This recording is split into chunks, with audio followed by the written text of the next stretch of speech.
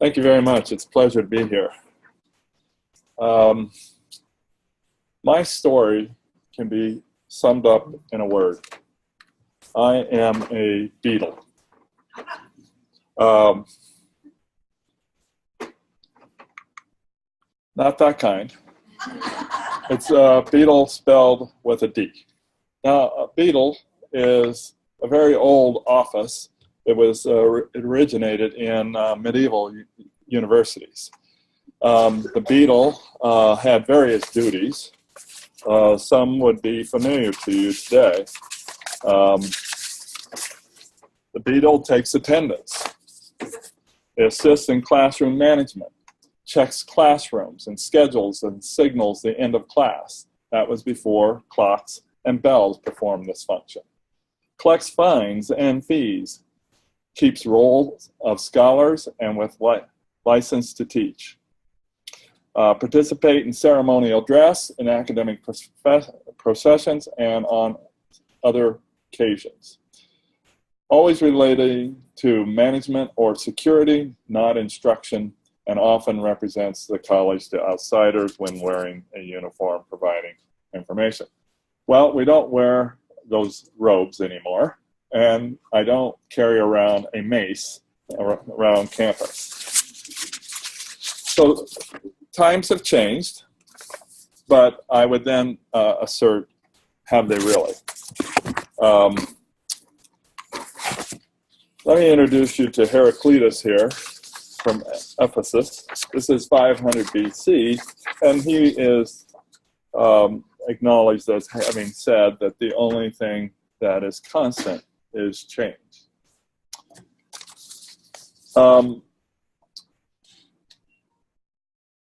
This change has been acknowledged over a millennia, so that's not the question. What's different today is the speed of change that we're coping with. In the early 60s, Moore's law predicted that computing capacity doubled every 18 to 24 months. We've had 50 years of that doubling. The silicon chip has gotten faster, smaller, more productive, and cheaper. While we may have possibly gone to the full extent of this, I will say that a human hair is 25,000 nanometers thick, but they now have chips that are 7 nanometers thick. So the dimensionality here is incredible. The accumulation of capacity over 50 years is now acting upon us. We've all seen it. It's a great disruptor. So I think the question today is, if we were to start over today, would we do things that we're doing presently, or would we do different things?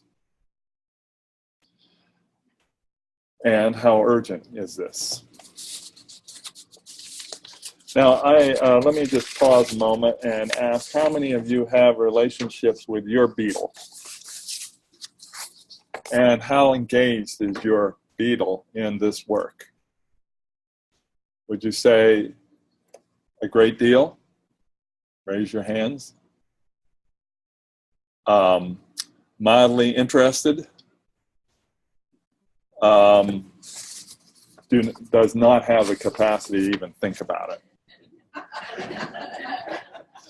I think that you're going to find that you have the full range, but my experience, I go around the country, visit with my colleagues, my fellow beetles, and I certainly see that they're intrigued by it, but I'll point out what's holding them back. So when we reconsider what we're doing today, I think you have to look at the various stakeholders. And I think that will inform you as to what you're going to be able to do. Now, probably the group that pushes us mostly are our students. In the undergraduate world, they flip over every 4 years, and in some of the graduate programs, there's besides the PhD programs, they're spin through our institutions even faster. These people have certain expectations. They are comfortable with technology and are using mobile devices. How many of your institutions write your service applications to the mobile device? Now, are you writing applications specifically native to the mobile device, or are you just using the technology of mobile aware? They are vastly different. The way I think of mobile aware is that you would take a bookshelf of books and flip it vertically. The mobile aware experience is not quite the same thing as a native app. And I will say that most student information systems that we beetles are in charge of does not respond well to the mobile phone. Now, the irony of that is the mobile phone is old technology. It's 10 years old, and we don't write our apps to that. So you could imagine what our students think of our institutions. They are avid consumers of the mobile device and what it has to offer, and then we bring them to the university and we say, oh no, we're not going to deliver these services the way you expect. It's mostly web-based, and web-based is, in some people's mind, relatively new. It's only 20 years old. Now, these students are also, I think, rather rational. They are a nervous bunch, possibly because we've had nothing but war for most of their lives. There's this issue called global warming, which frightens the hell out of them. And they've experienced, many of them, the major recession. So the future, their futures are uncertain.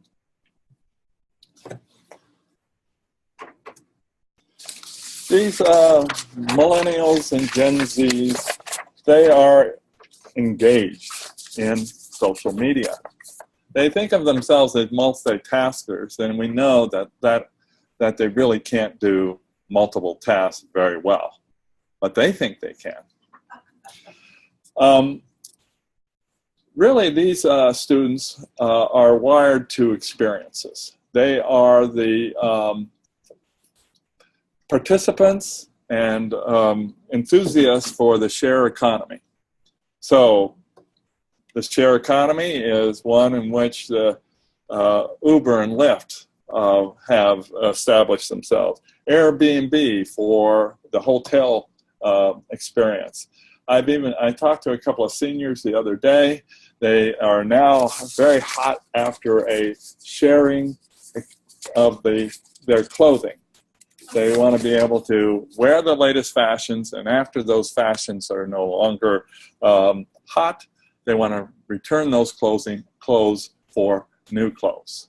So they eschew ownership for some reason. I guess they just are not bought into what certainly I was taught to believe in. Experiences are really their desire. Okay, so that's one set of stakeholders we have to consider should we wish to do something different. Let's talk about our faculty. Now, this probably is closer to home for some of you. But I will say that there's a lot of innovation going on in the classroom. The teacher is becoming less and less the center of the stage, and we are actually looking for a new way to interact in the rooms. However, things have not changed too much since the 16th century.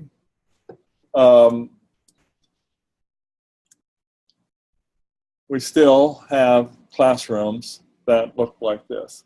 You know, the problem today is that if you were going to change the way you teach, let's say go to a much more engaged and active learning environment, you would have a huge problem on your campuses. The square footage required for students in a lecture format is about half of what it takes to accommodate them in an engaged format, in an active learning format. So just imagine if every instructor at your institution wanted to be this progressive, active learning teacher, you would have one of the biggest crises on your campus because you wouldn't have enough space for that activity.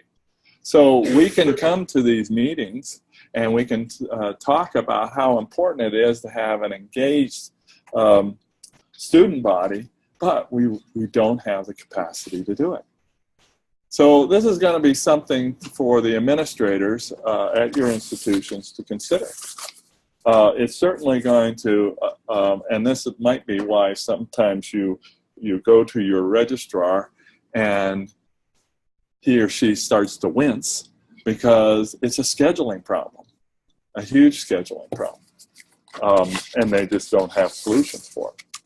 So if you wanted to start over today, you would have to actually change some of the architecture on your campuses. And I know that we are doing some of that already.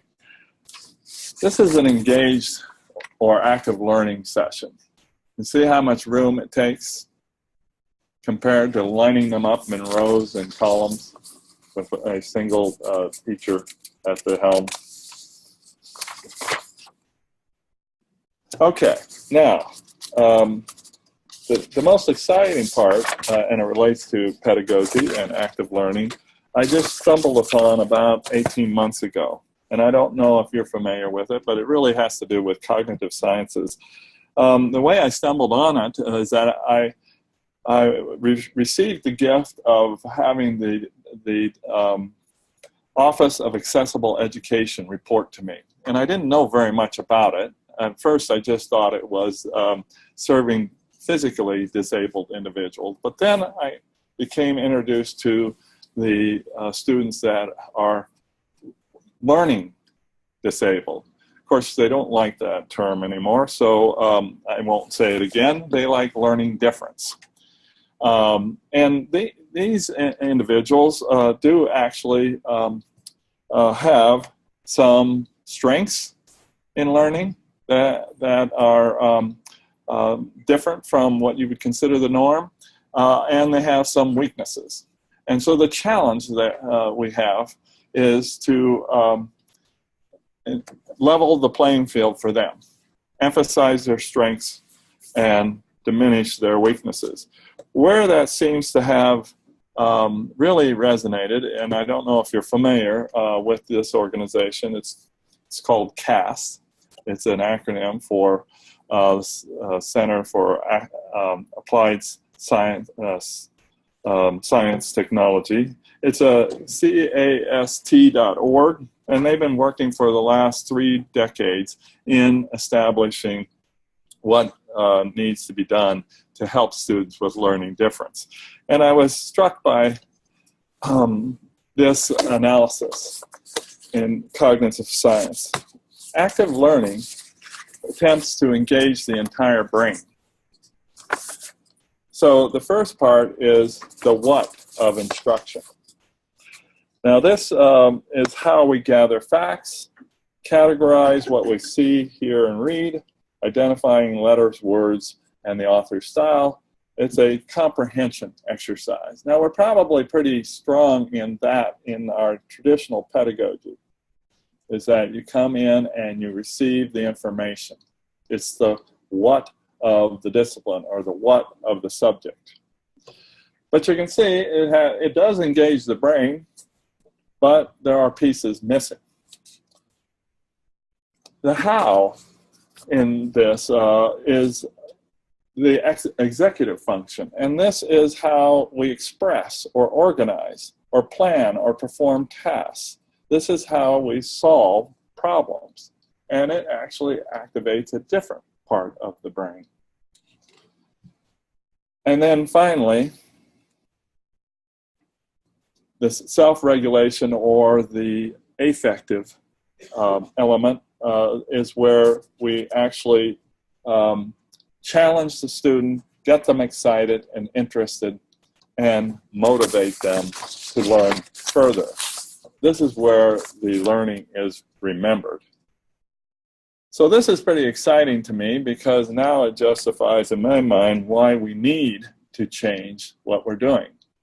We need to be able to stimulate our students, excite our students, and remember, they're the ones that now want the experiences. And so why not engage the entire brain? Okay, now, again, back to the story of why this is difficult to do. Now, let's look at our technology. If you go to your registrar, this would be how they think of their world. All these different cogs to interlocked to perform all these functions. And you can't leave any of them out. You have an established infrastructure. You have an established technical infrastructure. You have an established policy infrastructure. All the rules and regulations on your campus are driven here in some fashion. You don't just pull one of those out.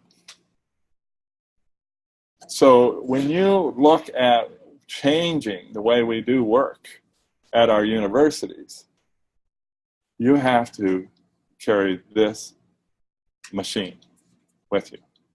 And you have to think about what you're going to do about it. Now, we're challenged that at the same time that we have this in the back of our minds, we have this going on going forward. There is a huge transformation in the established technology today. It's going cloud-based. It has radical implications on all those cogs. And so you're finding a lot of registrars about my age saying, enough of this, I'm retiring. Because the idea of taking that machine and putting in the new environment is just overwhelming, quite daunting. Because we don't even know how this is going to end up yet. And our SIS vendors, who we rely on very heavily, the student information system vendors, they're not the most innovative bunch. They organize, many of them have a large customer base, and they organize their development approach by committee. Now, if you want to stifle innovation, use committees. You don't always get good results. And so they are not leading, they're following. And, you know, I can understand that, because why make a bet and fail? Why not wait until it becomes established and then implement? This is one of the problems I have with best practices. Because by the time they're best practices, they're obsolete. It takes a long time to become a best practice. And if you're following best practices, then you're likely not innovative. Now, that's just my opinion, but it does challenge the way we think about changing. Okay, so let me talk about my registrars, my beloved, my kin. Here's how we represent learning today. Now, some of you have heard me say this before, but I think it's true. This is the record of everything the student forgot. And the reason I say that, at the end of 4 years, there's 40, perhaps 45 courses on this record. I'm just showing you one page. And you couldn't tell from this record what they have learned. If you are going to organize a record that actually might even provide some meaning, is that you wouldn't sort it this way. This is a chronology. Why would you sort a record in that fashion? Why wouldn't you sort it by discipline? At least things would bunch up. So if you are a philosophy major, you'd see about 15 philosophy courses that represented the major. At least you would say, oh, you've taken a few philosophy courses, haven't you? I take it you're quite a philosopher. You can at least have that conversation. But the language courses would bunch up, the study abroad courses would bunch up, and you could actually have a conversation. Now, one of the things I've done just for grins is that I've taken the transcript and I've actually color-coded the disciplines. And then I've reflected out the record. And so then you see these colors that immediately allow you to see large color heat maps of what a person is engaged in. And so you can imagine that you could have a conversation of, you've got a lot of red. Tell me about that. Or you could say, wow, you have a rainbow-colored record. You must be really experiencing the full breadth of our curricula. But you would have a conversation that would be very apparent, and incidentally, quite a right brain kind of exercise, because you could size up what a person is doing within 15 seconds using a visualization such as that. This one doesn't help you. Now, I know why we did this. And the registrars are guilty in this. We've been around for over 100 years, and we've codified this. This is the way that the record is supposed to be presented. And moreover, we established that you only get one record, nothing else. Now, you say, well, what about the diploma? Well, we fixed that too. We said, well, that's not an official record.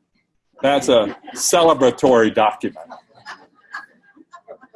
So we've really now boxed it in. This is the official record, which doesn't say anything to anyone else except one party, and that is the faculty. Now, the faculty like this because they know the curriculum, and they know where you should be at any given point in the curriculum. So when they see it as a chronology, they can say, I see the progression of your development. And when they look at a record for graduate admission, they do want to see what you've been exposed to. And then they're going to make judgments about whether you're ready for the next step, the more in-depth study. So this serves a very important purpose. So I'm not an advocate of getting rid of this, but I think it should be subjected to its place. And we should be thinking differently. Now, one other thing that, as an observance, this record is being used less and less. And how we know is that many of your universities, I might ask you for a show of hands, how many of you charge a fee for this record? Yeah. That is the most obnoxious thing you can do. Now, I can tell you just from, well, I mean, I know how that fee was created. I was there. So it was created because in the early 70s, the post office kept raising its rates for mailing. And some of us at that time were on budgets, biannual budgets, sometimes from the state. And we were always in shortfall because they kept increasing our costs. So we said, well, it's not terrible to just offer a fee to just recoup the expense of mailing these documents, because at the time it was all paper-based, right? Well, somewhere in about the 80s, MBAs descended onto our universities and made us into businesses, and they said, oh, you have a revenue stream. So you can bring in money using this mechanism, and of course we'll cut your budget in proportion to that revenue stream. And so the fee was, became a much bigger problem. And now today, with the average indebtedness somewhere in the $29,000, to ask a student to pay for their record just seems incredibly tone deaf to me. Now, I've gone on the circuit and I've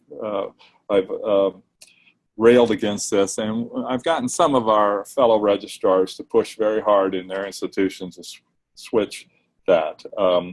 Not that they can balance their books, they still have to charge a fee, but it's usually at the front end versus the back end. And so that works pretty well, and people have done that. And so the reason I went into that at all is that one of the ways we know that the transcript is not being used very much is because those revenues are going down. So now we have registrars that are worried about their budget because these records are not being ordered. They are certainly being ordered for graduate admissions, but hardly anything else. So that now causes me to worry. I'm bothered by that, because what record are they using to corroborate the person's learning? Well, I can tell you what they are. These are the credentials of choice, the resume and the letter of recommendation. Now that's fine, we've been using these for a long time, they've supplemented our transcript.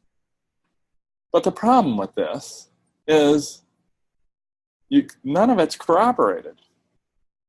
You can say anything on these two documents, and believe it or not, some people do. Now, this is a very famous oops in the Silicon Valley. Scott Thompson was elected or appointed to be the CEO of Yahoo, and 6 months later he had to resign because somebody did their due diligence and checked on his record. He is a graduate of Stonehill College. He does have an accounting degree, but that other degree or major, computer science, no, he didn't have that. So that ended his career at Yahoo.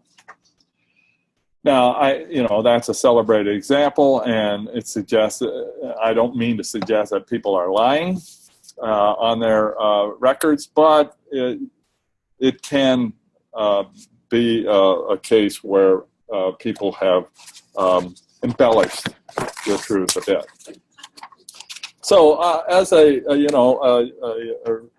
fiduciary of the institution, I feel that it's incumbent upon me to figure out a different way to present the record, something that people would want and something that actually communicates something.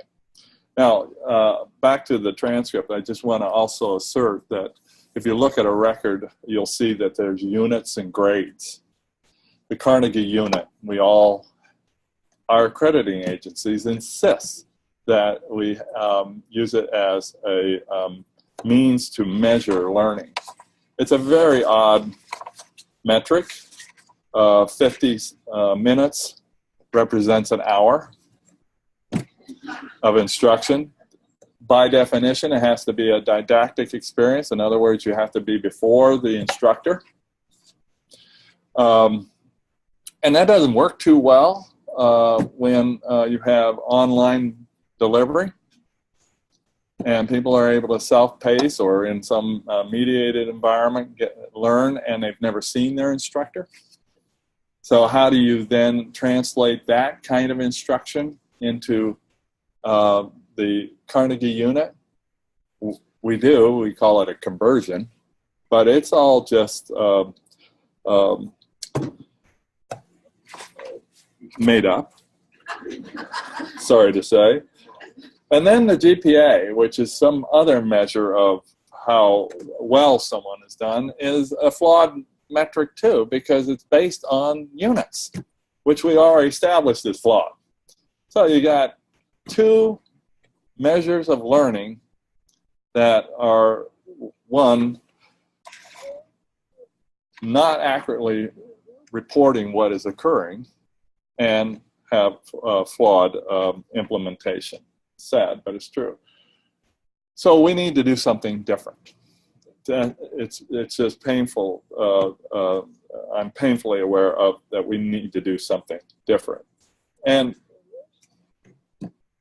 because, and it's been argued, I've heard it out of 2 provosts at Stanford University. They argue that the learning outside the classroom might be more influential in the growth and development of our students than what is inside the classroom.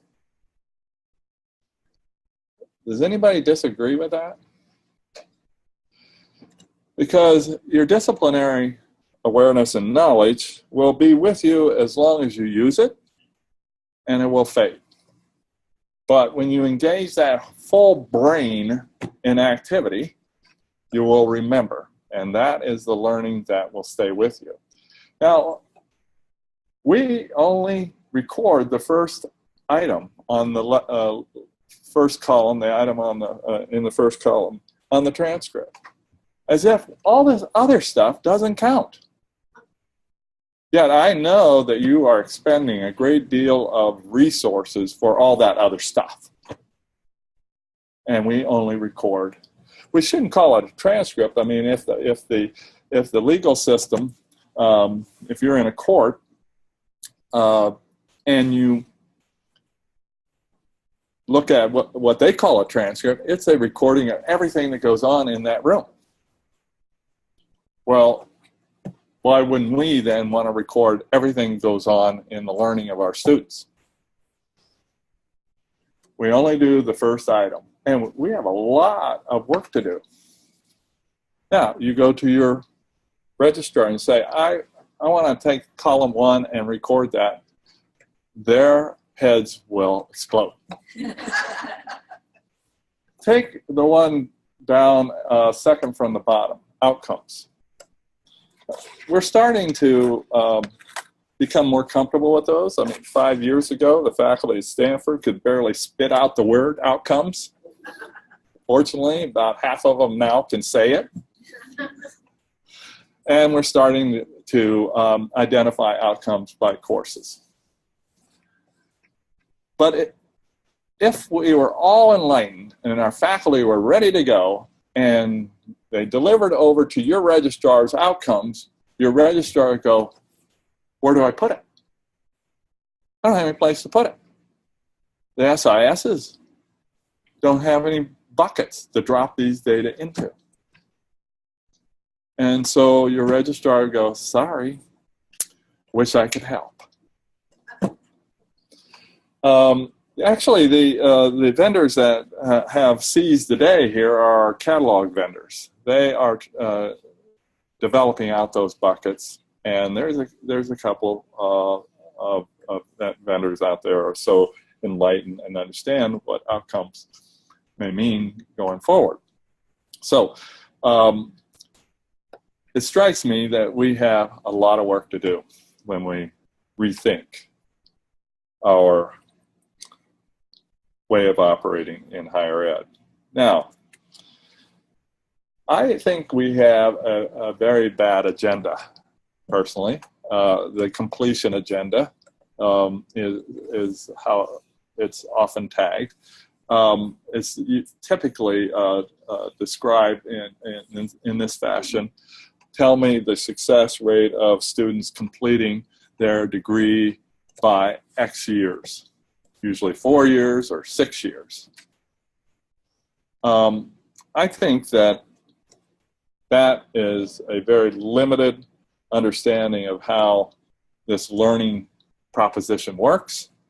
And I would actually argue that we should not think in terms of 4 or 6 years. We should possibly think in terms of 10 years. And so, or more. This notion of lifelong learning should be something of the nature where a student comes in, they're taking their program, they might step out for an internship, experience that, they're welcome back, and they continue, and they might step out for a research assignment, and then they come back. And these departures might be longer than just one term. They might be years. So if you have a completion agenda of 4 years, well, you are basically saying, no, that experience should be limited, and usually 15 weeks. Sometimes a full year. If you're study abroad, a full year. We sometimes allow for that. But well, many times our policies are such that you shouldn't be leaving our institution for too long. And when you come back, we're going to run you through the gauntlet in order to get you back in. I think that we ought to be, have a longer period of time, and there should be some fluid movement in order to get those experiences. Now, why do I think this? It's not really that scientific. I have millennial kids. And I have to say, my son is turning 32, and I honestly have to say he's finally figured it out, what he wants to do. And we know that from some of the cognitive science that your brain is not even completely matured until, 26 to 28, maybe more towards 28. So why push these people out too quickly is the judgment. So we've actually tried to conceive what we could do to encourage this lifelong learning. So we've developed what we call this learning pyramid, which is the idea of trying to bring together the way we do business and the policy and governance structure to different levels of learning. So at the top, the golden pyramid, that's where our faculty determines the curricular engagement. Typically, it's recorded out on the transcript, and it culminates into an official certificate and an official degree. That's currently how we operate. But I discovered a couple of years ago that our adventuresome faculty were issuing hundreds of certificates, but they were not being recorded on the record. They were creating these little paper documents as evidence of learning and handing them out to students after they've experienced their programs. We didn't have any system of record to record these. And so we couldn't either support the students that were participating, and we couldn't refute someone that claimed that they participated. So that was a serious liability for us, a reputational liability. And so we've decided to try to rein them in and get them recorded. And in doing so, we found that there were, some really good programs being offered by our schools to our graduates, mostly. And they were actually thinking in terms of a lifelong education. So now we're trying to codify that a bit and make sense of it. This is a work in progress. So the idea is that you have some programs where you might not even know the participant. They paid a fee, they came in for a weekend, and they experienced some kind of update, let's say on cybersecurity, but because it's their business or they have a profound interest in it, you probably could be assured that they learned something that they cared about. But you didn't document it, and there was no assessment. That's one level. That's the base level. And you go up the pyramid, you'll find identity proofing, you'll find assessment, and you'll find rigor. And the latter is to represent stackable credentials. You could actually imagine that programs, a combination of programs, could lead to another credential that might be representative of more in-depth understanding. So we are operating on this. It's a difficult proposition to get across, but we are making progress, and mostly by our executive education wings are really embracing this. Now, when you do this, then of course you have to have new representation. these things below the golden pyramid are not in a transcript. So you have to think differently. So we have. So not too many years ago, 2015, we actually did establish that the diploma could be a credential that you could certify. We created the certified PDF diploma, and that's available today. And roughly half, by the end of the year, roughly half of the AAU, I kind of keep track of them because that's my sort of cohort, half of them will actually be issuing a certified electronic PDF diploma. We are experimenting with that even further because one of the things we're looking to do with that is to add program outcomes to that and list the major on there. So now the diploma actually has more meat and more information than the traditional transcript. So we're trying to establish the diploma as a useful document. Typically, I imagine how it would be used is that if you have a position that you're applying for that requires a degree, you would use this instead of a transcript to verify that you've completed the degree. But in the area below the golden pyramid, what we've been working on are these electronic certificates. Now, they look like a typical certificate.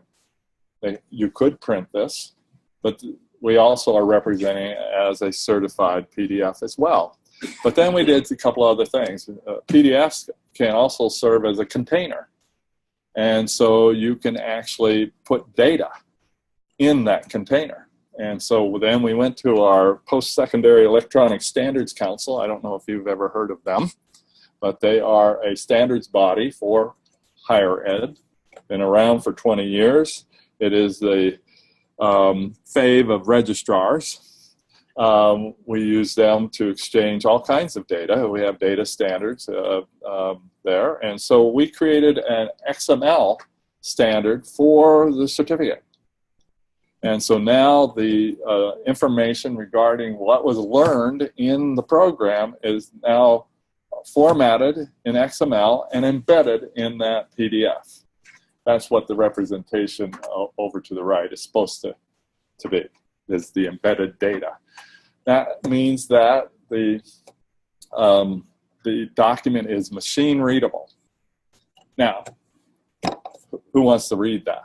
Who cares about that? Well, I imagined maybe there will be a day where you will be with your employer might sponsor you in programs. You know, today, if they sponsor you in a program, they get you, the enlightened employee, and nothing else.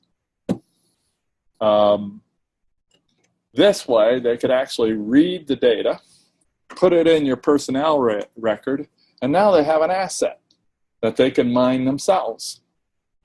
And they could determine what are the skills and capabilities of their workforce. What a fresh idea to understand what your workforce can do for you. So that was the grand scheme of embedding the data in this form of representation. Now the other thing, I see a circle, we have a serial number on these, and so you can take that serial number and go to a website of ours that's in our domain, and you can then key it in and you can get the validation. You can actually read what it is this person has learned, and usually in program and course outcomes. The little image on the lower left is my attempt at a badge. Now, you probably have heard a little bit about the badge movement. It started in 2008. Mozilla was a prime mover around it. They spun off to the Badge Alliance. Now, IMS Global is running the Badge Alliance. If you say badges with your faculty, most of the time they wince. They don't like that concept because it harkens to rudimentary fundamental skill development. So my counter narrative is that's my stamp, the cognitive skill stamp. and it looks like a little stamp. Now, it is also a PDF, and if you were to click on that particular image, it would actually take you to the same validation page that the serial number also executes. So you could actually read what the skills that are represented by that image.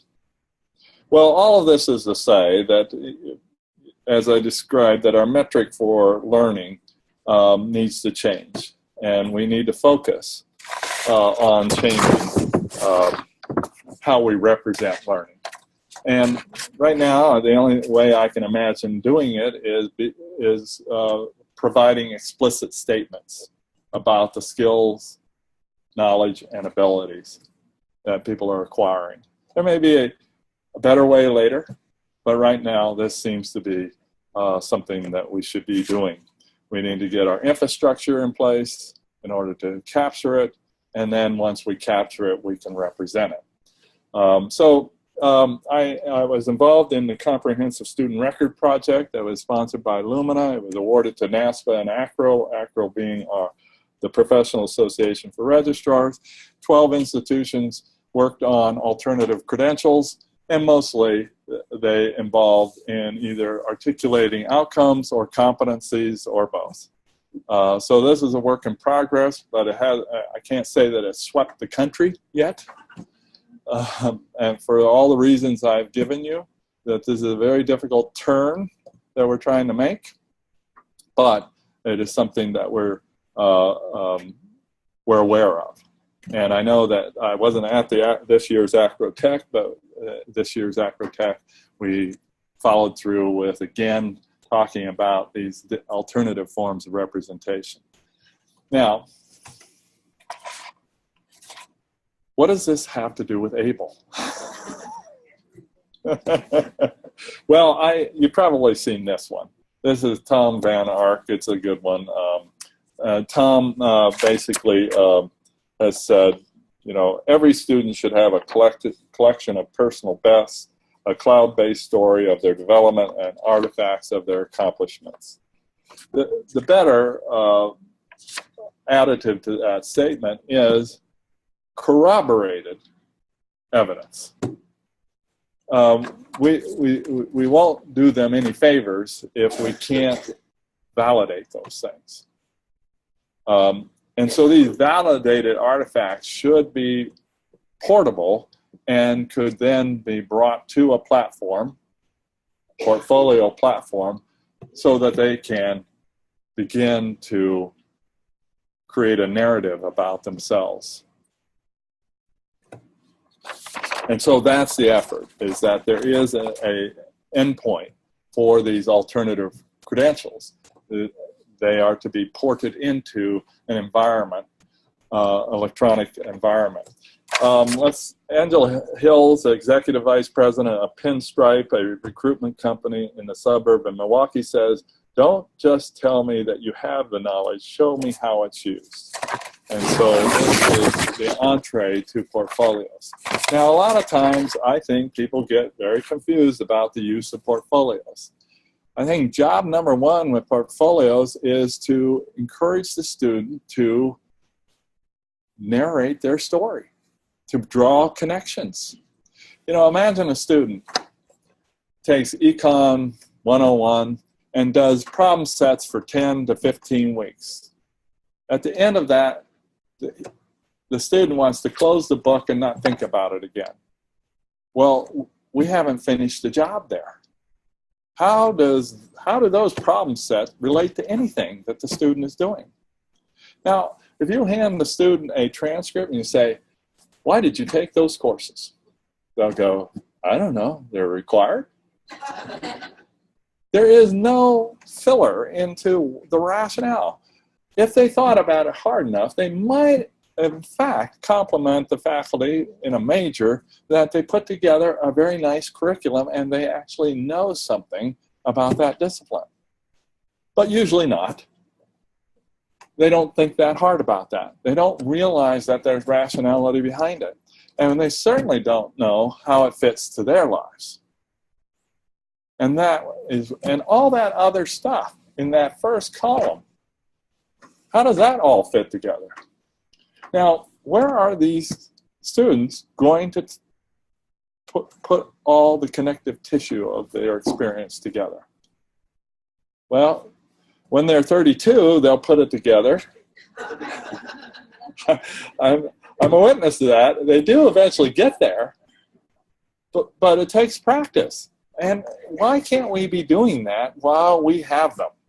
You know, we stop them every semester, and they visit an adult usually.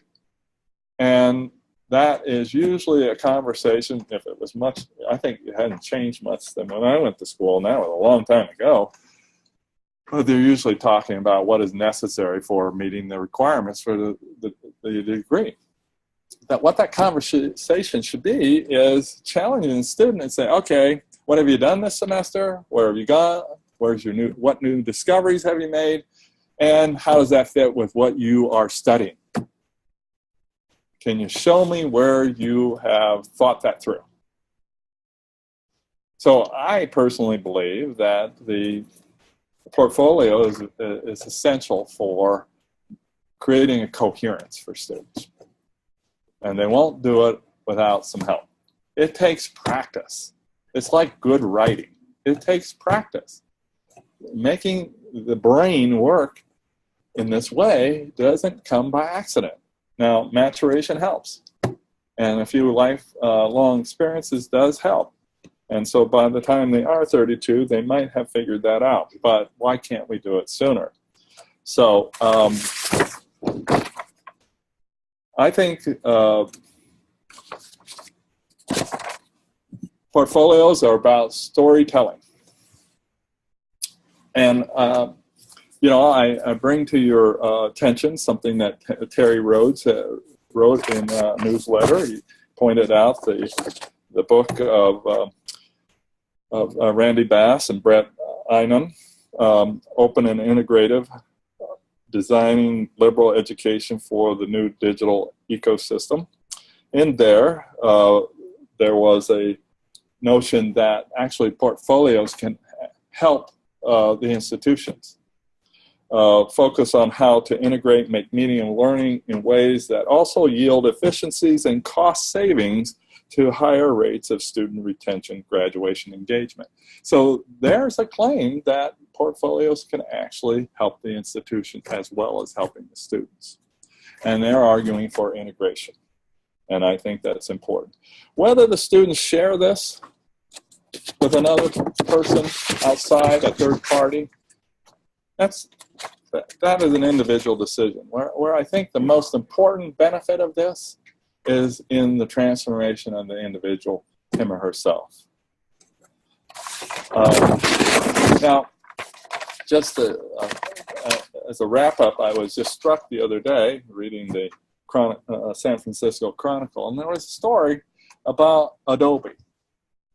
Now, Adobe, if you've been following them, has been limping along for a decade or two, buying companies, presenting their products, and they've been doing okay. But in the last 3 years, they have completely transformed the entire company. And they've gone subscription-based and cloud-based, well, which is no surprise in the Silicon Valley. However, I couldn't believe what Abby Parasnis, Executive Vice President and Chief Technology Officer, said. Now, he said he has a decisive strategy for cloud-based products, especially those that will allow for the creation of stories. Distribution and personalization of content and the data on what's working. And then he says, everybody wants to be a storyteller. So here's a large company that's betting on this very phenomenon that we're talking about. So that, I think, bodes well for us, because conceptually we're trying to do the same things.